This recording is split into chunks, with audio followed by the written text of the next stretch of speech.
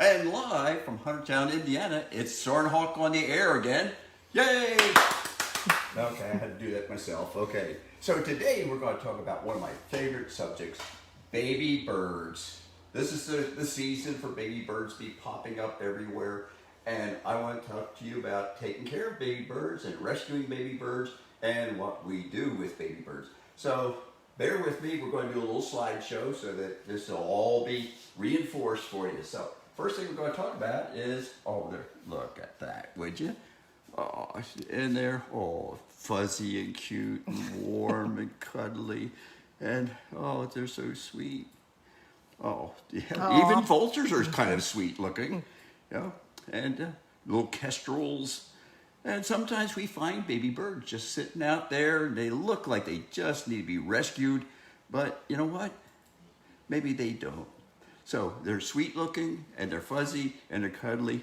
But baby birds, well, they're cute. Yes, they are, you know.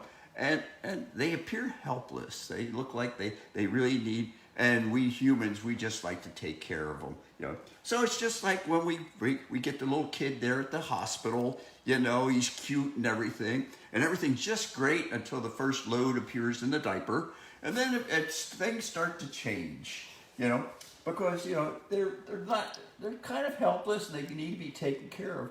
And there you are with them for the next 18, 20 years, you know. So anyway, the caring for the baby birds is just like caring for kids. You know, you got to feed them, you got to clean them, you got to take care of all that kind of thing, and you got to make sure that they get the right food. So, you know, so first off, you know, well, let's see, what happened to the slide there? Oh, okay. So we had to provide proper nutritional foods. Baby birds, not all birds eat the same thing. Some eat worms, some eat bugs, some eat seeds. You know, so there's a lot of variety out there for what birds eat. So if you get a baby bird, you gotta feed it properly. So it's just like feeding the kids. You start off with milk, of course, and then pablum, and then straight baby foods, and then it evolves into, after they get a little older, you know, hamburgers and French fries, and pretty soon it's filet mignon and lobster and stuff like that, you know. So it's you know, so it is kind of a complicated thing, but it's very much like humans. So here's some of our favorite little guys enjoying a nice little snack. There's a bunch of baby kestrels enjoying mealworms, you know, all sitting around the dinner table. So the next thing is we have to provide the proper environment for them. So we have to, you know, just like the baby at home, you know, first you provide a crib, you know, in a way that the baby won't roll over and smother itself and all these kinds of things. It's got to be the proper temperature. So all those things have to be provided for a baby. It also has to be provided for a baby bird because they just can't be stuck out there in the open. And then you have to teach them survival skills, okay? And, you know, we do that with our kids, you know. Don't touch the stove, it's hot, you know. Don't run out in traffic, that kind of thing. But teaching baby birds the survival skills is really, really difficult because, you know, we're not birds. So it's very hard to teach them these kinds of things and how to behave. You know, we teach our children how to behave, you know, how to be proper, say sir and ma'am and stuff like that. But baby birds, it's a different story because as they grow up, they become very demanding. And they may take aggressive behavior toward other birds. And then finally, we want to make sure that the baby birds don't get imprinted on us or habituated, because imprinting means that they are going to be completely dependent upon us. Well, it's sort of like some millennials. They're imprinted on their parents and they live or leave the basement. So, you know, so you don't want that to happen with baby birds. So treatment of baby birds is very special. It's very time consuming, it's very expensive. Just like people, you know, like kids. So, anyway, whoops, where'd my slide go? So, don't rescue baby birds, okay? Birds make better parents than we do, okay? And, you know, and the only time you really want to rescue a baby bird is if it's in immediate danger of being hurt or being further injured or being killed. So, some of the things you have to consider when you go out there to rescue, if you will, a baby bird. First off, is the bird in danger? Are there dogs and cats and brats around? Okay, if there are, you know, get the dogs and cats and the kids away from the bird leave the bird alone, okay? So next thing is, what's it doing? You know, if it's hopping around the ground and that kind of thing, and it's, scratching around in the bushes, leave it alone, okay? Don't need to do anything for it. You know, how old is the bird?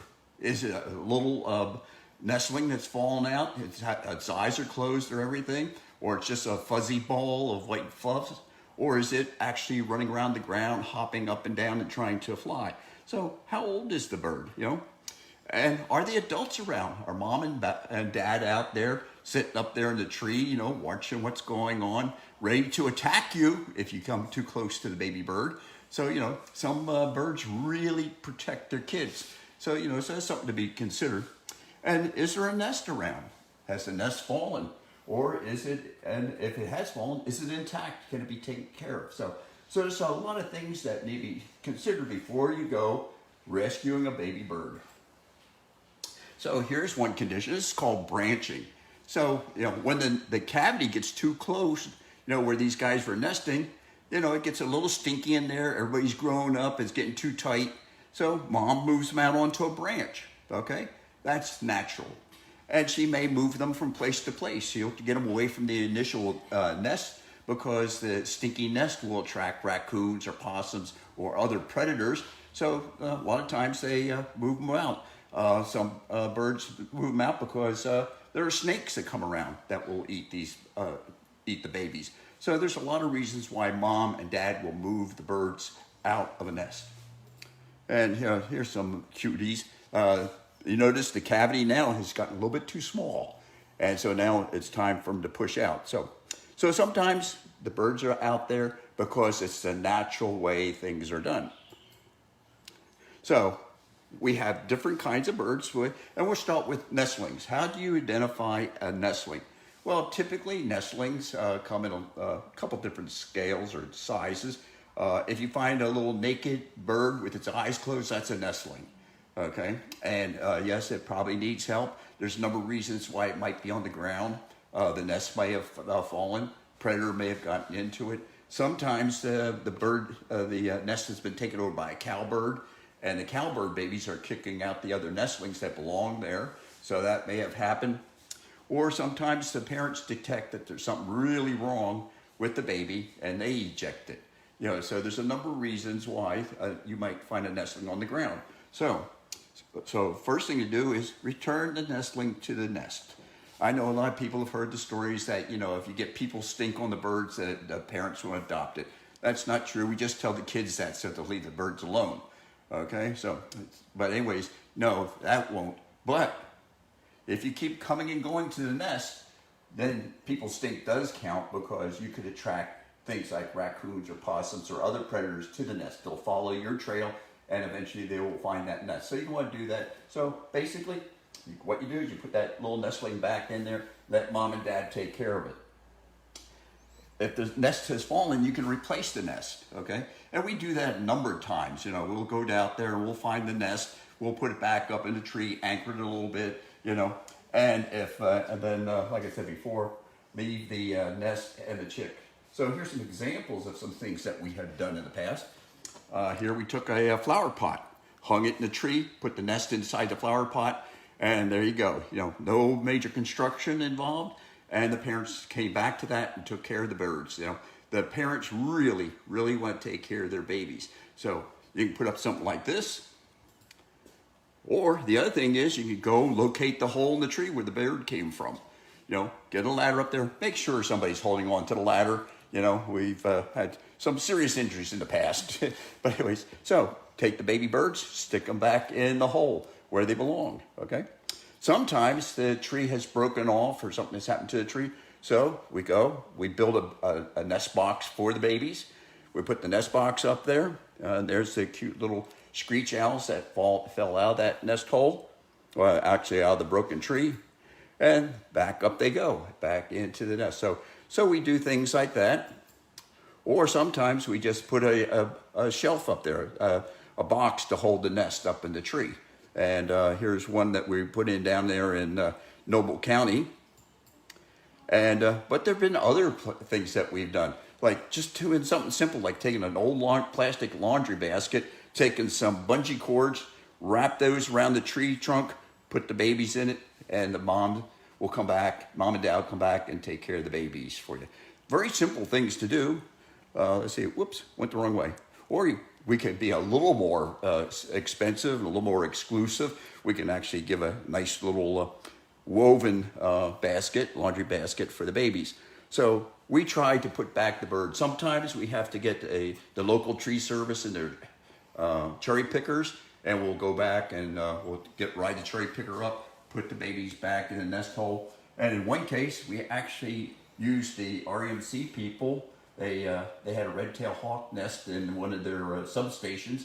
So one of our volunteers rode in a cherry picker. We moved an electric pole. Can you imagine that? Picked up the pole, moved it 25 yards, sunk it back in the ground, and then riding a cherry picker up to the top of the pole and reinstalling the nest.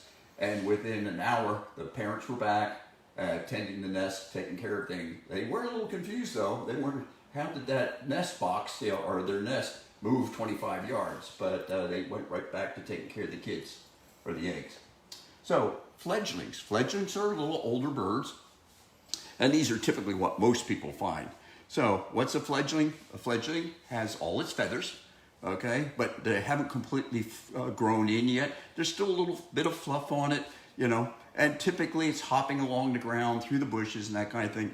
If you approach it, it attempts to fly and to get away from you, so it already has the instinct to stay away from strangers, you know, stranger danger, okay? So they've gotten into that. And you'll probably find that there are parents sitting over there chirping at you or complaining or something. You know, let the parents take care of it. The only thing you might want to do is you might want to scoot it off the path or out of the road or something like that. Get it back over there to the side. And again, got to be a little careful because there are some parents that are very protective, particularly things like, mockingbirds. We don't have too many here, but further south, a mockingbird will take on a human. There's nothing too large for a mockingbird to take on. Hawks would probably also be a little bit aggressive, and so would owls. So you don't want to encounter those. So move the fledgling over to the safety of the bushes, etc. And you might want to monitor what's going on. You know, periodically look out of the window or whatever, but stay away. You know, you don't want to go over there just to, to stare at the bird or something like that. But every hour or two you might look out there, and typically you'll find that the bird has disappeared into the bushes and are following mom and dad around. And so one of the things is a lot of times babies can take care of themselves. This is the foot of a great horned owl, or the talons. And if you notice, it got 2 toes forward, it's got 2 toes backwards, just like a woodpecker. And you know what those guys can do? Well, what they can do is they can climb right up the trunk of a tree, okay? So a lot of these owls can actually climb. So they have the ability to climb. So here's a great horned owl, baby, fledgling. And you can see he's climbing up the tree just like a woodpecker. Yeah, so anyway, so if you find a baby bird, okay, contact the rehabilitator for rescue instructions, okay? So we'll help you determine whether the bird needs to be rescued or not. Okay, how to do the rescue. You just don't go charging in there, tearing after the bird or something like that. And they'll tell you how to transport the bird so you can bring it in safely or quietly. And or else how to monitor the situation. So if the bird needs to be rescued or not. Okay, and so anyways, you can call us or you can get on our website, soarinhawk.org. And or you can call us 260-241-0134, and we're available most of the time. You can leave a message and we'll get right back to you. We have volunteers all over northeastern Indiana. And let's see here, what else we got? And then if necessary, sometimes we do take them in, but we have surrogate mothers. And I got a dorm mother here. Where's my dorm mother? Oh, here she comes. The dorm mother, okay. So sometimes we have education birds that we take out to do exhibits and things like that. And occasionally what we'll do is we'll take a fledgling bird and pair it up with one of the exhibit birds, and they will monitor and take care of it. So We have Barb Hathaway here. She's a dorm mom. Okay, so she takes in babies like this fledgling here, and she usually pairs them up with one of our exhibit birds, and the exhibit bird takes care of the baby. You know, starts to teach it, you know, some of the things that it needs to know.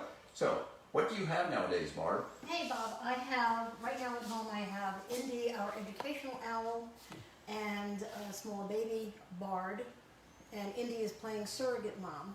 Okay. So she and the baby are in the cage together. She's been making sure that she's been eating, and she's doing a really good job. She'll get Mother of the Year award. She will? Okay. Yeah, I kind of keep my distance. I just make sure that the food is in there. That's Okay. about it. I understand Indy's kind of protective. Extremely. Extremely protective. As I walk by the cage, I get, oh, the wings coming right up. Yeah. Get away from my kid. Get away from my kid. Yeah, stranger danger. She's a good mom. She's a good mom. Yeah, well, it's that accent that gives you away. What accent? What accent? Yeah, what accent? What accent? Yeah, sounds normal to me. That's fine. So what else have you had there? Well, I have our guest of honor today. Okay, you have the guest of honor, but you've had kestrels in there? I've had baby kestrels, I've had baby screech owls, the Fab Four, as I call them, Ringo and Paul, John, the other guy. And the other guy, And right, then, yeah, whatever they were. And I'm trying to think of what else. As far as the babies, yeah, it's pretty much been kestrels, screeches, one other great horned owl. That's it on the babies. And so what happens after they get all their feathers in and everything, and they're pretty well doing their own thing? Well, at that point, then, as long as we know that they are soon to be released, we bring them to the pens. We let them get into an enclosure where they can stretch their wings a little bit more than they can in my confined space. And then we do live feeding, make sure that they can hunt, they can catch their own food. And at that point, we've had to do some crayons flying. And then we release them back out into the wild. Can you describe Mouse College to us? Mouse College. Oh my goodness.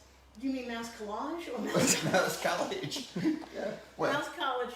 What? The live feed, you mean? Yeah, live feed. Yeah. Yeah, the live feed. We'll just put a couple of live mice into a tub, put it into the pen with the bird, and hopefully with the attraction of the movement, the bird will then go down and grab it, and we'll give it about 2 days. Yeah. We'll see how quick, if they're quick studies. So yeah, basically the bird passes, and well, I guess the mouse passes too, doesn't it? One way or the other. One way or the other. Yeah, I've seen it a couple times out there where you know we'll have about 4 or 5 kestrels on one side and the mice all sitting on the other side. It's like the 6th grade dance. Yeah. You know, everybody looking at each other and nobody moving. Episode of Braveheart, yes. Yes, right. They're all just kind of like, oh, now what do we do? But yeah, so what other kind of live food do you give them? Live food, Yeah. we'll give them mealworms. Yeah. Live mealworms, I like that. That's pretty much it. We Well, how about give crickets? them- I thought you did crickets for a while. I haven't done crickets. Oh, you haven't? Okay, somebody else must have done the crickets. Yeah, Which because- I understand ended in a small disaster because there's crickets all over their house now. Right, exactly. Yeah, no, we won't do crickets because I won't hear them, unfortunately, so I'll never find them. So anyway, so we take really good care of them, but it's a lot of work, isn't it? You know, it's just not, you know, like, oh, okay, throw a mouse into the cage and walk out. It's No. monitoring them. It's monitoring, it's weighing the food that they're eating, weighing the bird at least once a week to make sure that, well, obviously if the food is missing out of the cage, they're eating it. But you want to make Hopefully. sure that the bird is, not something else. But you also want to make sure that the bird is eating, gaining weight, the keel score is sufficient. Yeah. What's keel score? Keel score is the, when you're looking at the, measuring the chest to see how much fat, how much body mass that they have on either side Yeah. of the bone in the center of the chest. We usually gauge it from a 1 to a 5, 5 being a little bit obese, 1 being completely undernourished. Well, I used to have a keel score of about 4, now I'm down to a 1.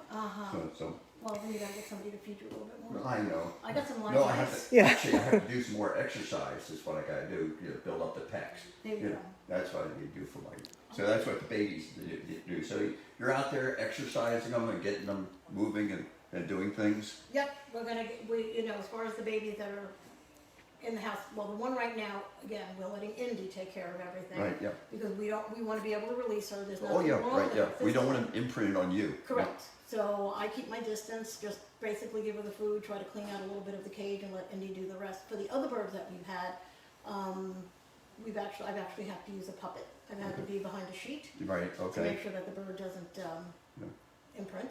Yep. Do you make the chirping sounds and everything? Not really. No, no. Okay. No, Okay. I try to keep her quiet. Okay, so anyways, you have a special guest today. Yes, we do. Would you like to show us? I would. I'll go get her. Lead the way. I'm gonna go too.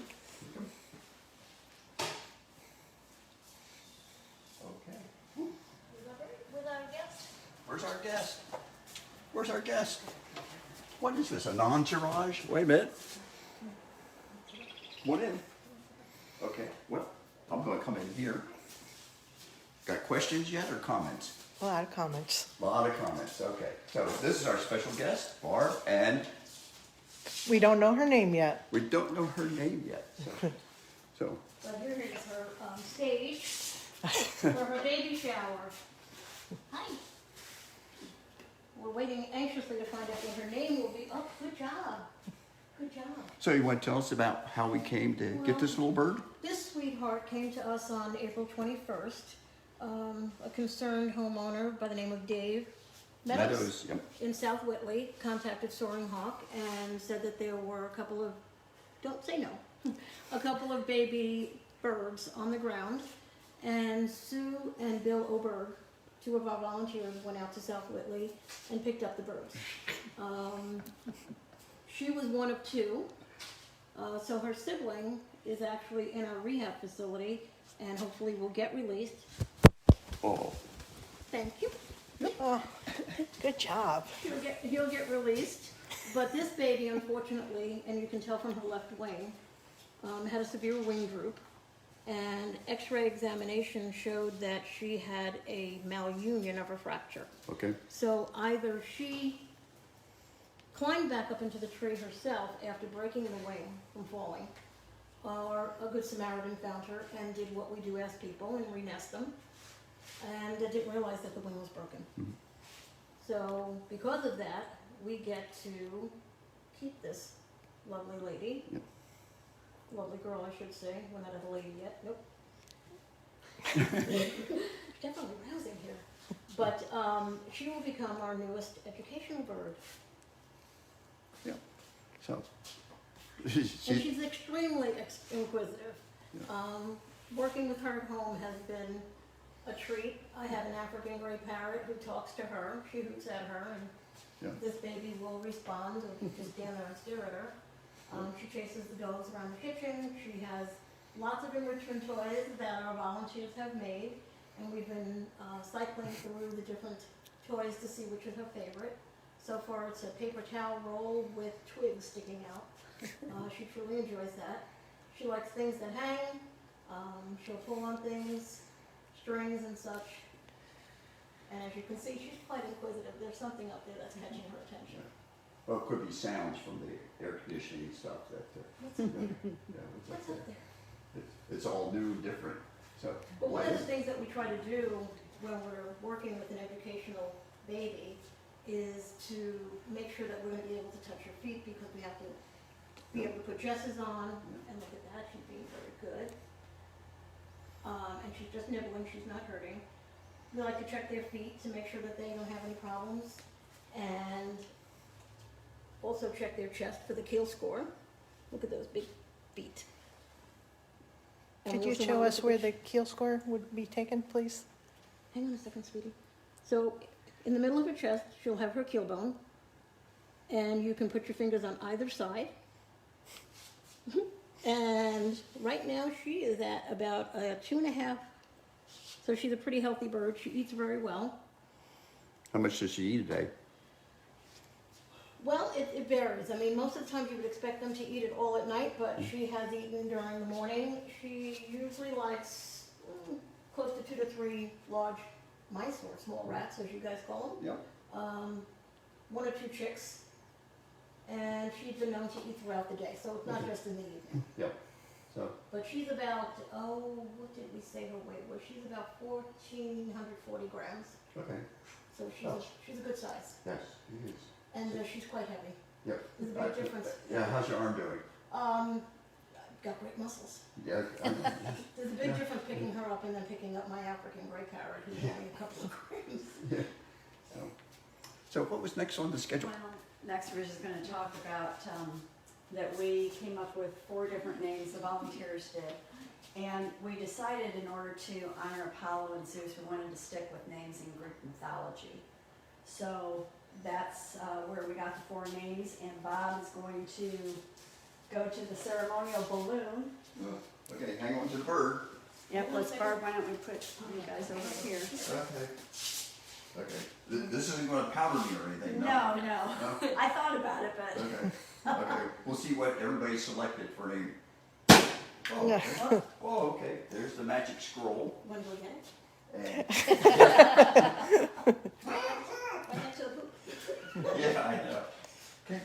Drum roll, please. Okay. Let's see what we got here. Athena is the name that's been selected. Yay. Good. I gotta show it. Okay. See, officially. Okay. So, and that's been all stored away in a mason jar on the Yeah, Funkin' Wagnall's front porch, wherever they are. Okay. and a little background on Athena. Zeus is the father of Apollo, and Zeus also had a daughter whose name was Athena, so Athena is also Apollo's half-sister. So it's kind of neat that it tied in with Apollo and Zeus. So now you're officially Athena. Yeah. So we have some gifts for her. And I think first we're going to have Emily come up. Emily has been making some little gifts, some enrichment stuff. So tell us about the enrichment program. So the enrichment that we do, we make little toys and stuff for them that we can put inside their pen that promotes natural behaviors. We will study the birds and see what they do with them, and all of them react completely differently. So she loves to tear things up. And some birds won't do anything, other birds will do little reactions. But we really try to study and make sure that they're doing natural behaviors, and it promotes their physical and mental health. You can show examples of what we make for them. Ride that? Huh? Does she have to ride that? Yeah. No, that's like a little puppy or kitten that people let out in the backyard. Right? Thank you. I was thinking about my small dogs at home.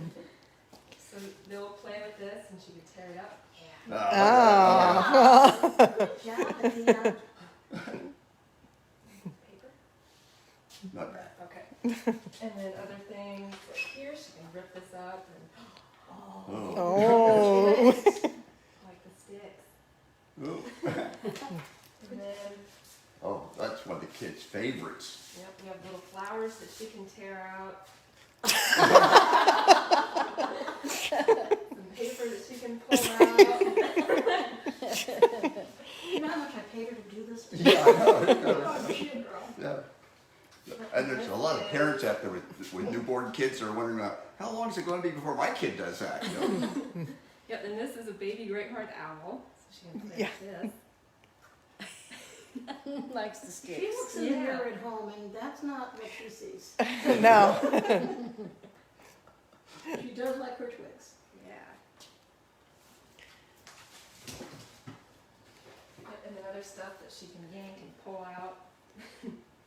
So we prepare these for all our birds out there, our educational birds. Yes, all of our educational birds. Yeah, so they have a good time out there. So if you have those toilet paper rolls or paper towel rolls, save those up, because they make good gifts for the birds. Yep. And we can work with them. And if anybody ever wants to make things for us to put out for our birds, we're welcome Yeah, just give us a to deal. have people prepare the items. We have things that are we typically make. We don't use any type of string or toxic glues. Some of these things we would not use for our birds in our pens, but since Athena is someone's home and we monitored closely, we will put those types of things in her. Well, With this- him. so no no. Is this a birthday? Is this? I don't know. Anyway, no party would be complete without something to eat, right? Right. So do we have something for somebody to eat? Yeah, but Oh. of course we do. Hey, Athena, are you hungry? I will tell you in the morning when I go in there and ask her, I usually get a wide open mouth. Not from the mouse, but from the bird. Athena. Okay, look at this. Ooh. Oh. Come on. All the way, finish it up. Good girl. Yummy. Come on, get the tail in there. And please don't burp like you do at home. I'm just gonna leave it to sit there. Want more? Do you want more? Ooh. Come on. Can you hold it? Can you grab it yourself? Come About how many mice does she eat a day? on. Of this, well, I don't really give her this size. It's usually twice the size of these. And she'll eat about 2 or 3. And just lately, she's getting into the chicks. She wasn't a big fan of the chicks early on. There you go. Yeah, the feathers tickle. There you go. I just love the way they head first. Look at you. Mmm. Look at his eyes, like, oh boy. Last night I did catch her going through the dog's kibble. So think of how many mice she dispatches, Bob. Oh yes. So Oh, there go those ear tufts. okay, get those ear tufts up. Oh yes. So we're feeling good now. Okay. Oh, yeah. That's a good indicator. You know, those tufts really tell you what's going on. The tufts are up. Everybody's good. They're happy. You know, so You want a corn? These are the gourmet mice. yeah. There you go. Mm. Oh. It's my party and I'll eat if I want to. Yeah. Yeah. Come on. No, you're supposed to do the thing. There's the airplane going around. Yes. Wow. Boy, yeah, this is some party. Good job.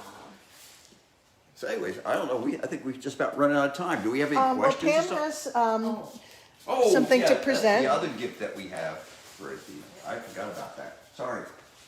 Okay, as head of the education department, we have Athena's official jesses, and the jesses go on the anklets on the feet, and they hang down, we attach a swivel to it, and then a leash, and then they're all ready to go for their presentations. Oh, but- If I could get the knot out, I would show you the jesses, but I'm just gonna have to tear it, sorry.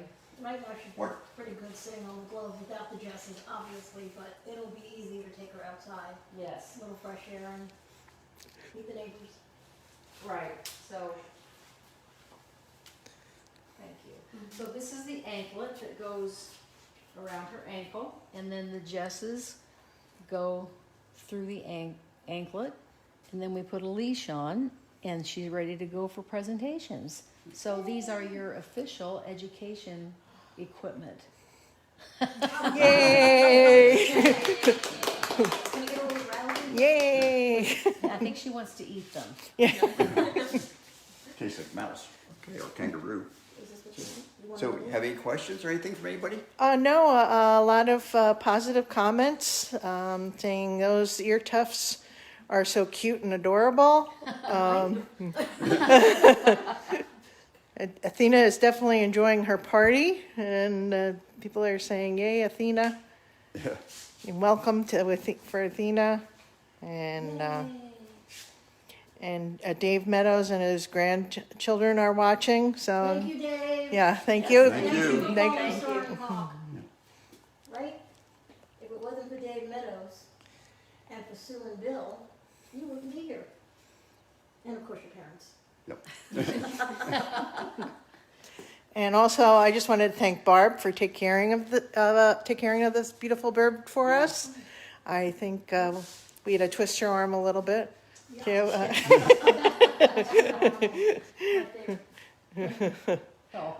Oh. You thank your mama. You thank the mama? Yeah. Oh. I just will show this little sign down here. And also, if you wanted to mention if anybody wanted to donate. Oh, yeah, sure. During this time. Yeah. So you've seen what we do, and this is one of our better accomplishments of getting a bird up and ready to go. And it's taking a lot of work, a lot of effort, a lot of medical care, a lot of in-house care. So, and because of the COVID thing, we haven't been able to go out and raise money. So if you'd like to help us out and like to help out our birds, we're always ready to take donations. So, get those old musty $50 bills out of your wallet. You can pop them into an envelope to us, or you can go to our website and you can make a donation on our website. And we really appreciate it. We do have some expenses that we have to take care of. But the main thing is to keep all the programs going and keep the birds happy, and also make us available to you. So we'll be back next week, I think. And next week, what were we going to do next week? I think we're going to talk about crayons flying. Oh, crayons flying. Yeah, next week we're going to take you and give you some really live action stuff out there. We're go get out here and actually fly birds, so you can see what other parts of our team do. So you're seeing different aspects of Soarin Hawk over the months, and so we're and if you want to volunteer, go to our Facebook. There's a way to volunteer on Facebook, and you will be trained so that, just like Barb there, I think you're being, that's called mantling, okay? She's getting ready to take her face off. Right, yeah. You might do that with a little baby that's been hand raised, but you will not do that with an adult. So there are various true. parts of your anatomy that will be gone shortly. So thank you for attending, and if you have any more comments, fire them into us, and we're happy to hear from you. So goodbye. Bye, everyone. Bye-bye. Oh shit.